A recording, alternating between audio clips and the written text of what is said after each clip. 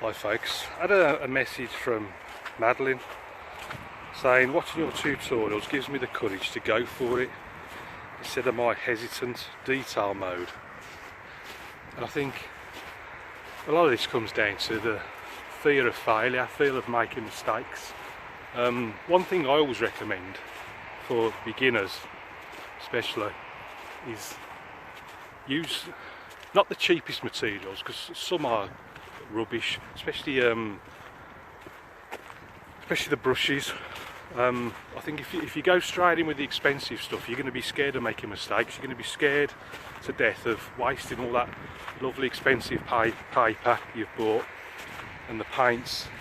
And I think you sort of tighten up, and you can't paint with any sort of freedom.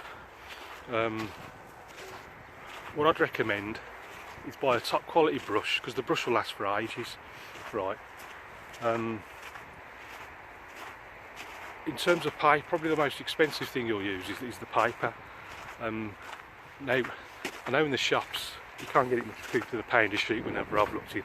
I buy the packs of 100, 33p a sheet, so I know that if I make a mistake, it's not going to be the end of the world. It's not going to cost me a fortune. So the first thing I'd recommend is don't buy the most expensive materials.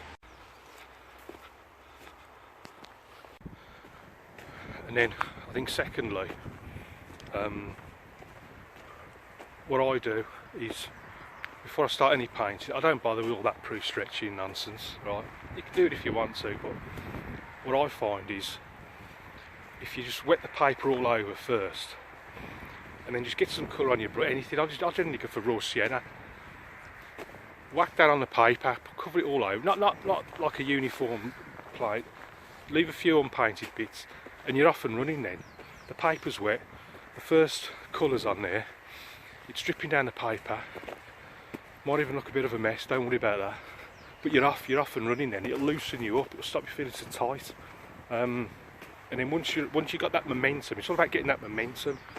Get the skying. Once you got a good skying, I always remember Ron Ransome saying, who I learned from, once you got a good skying, then it gives you the confidence then to go with the rest of the painting. So follow those two things and let me know how you get on. And obviously the other thing is just plenty of practice. I try and paint once a day, try and do a painting a day just to keep that practice going. Try different things, experiment, just keep experimenting, and you'll be amazed at what you can learn and discover if you just keep a little bit, just only 20 minutes, but I don't spend much more than 20 minutes on a painting, it doesn't take that long.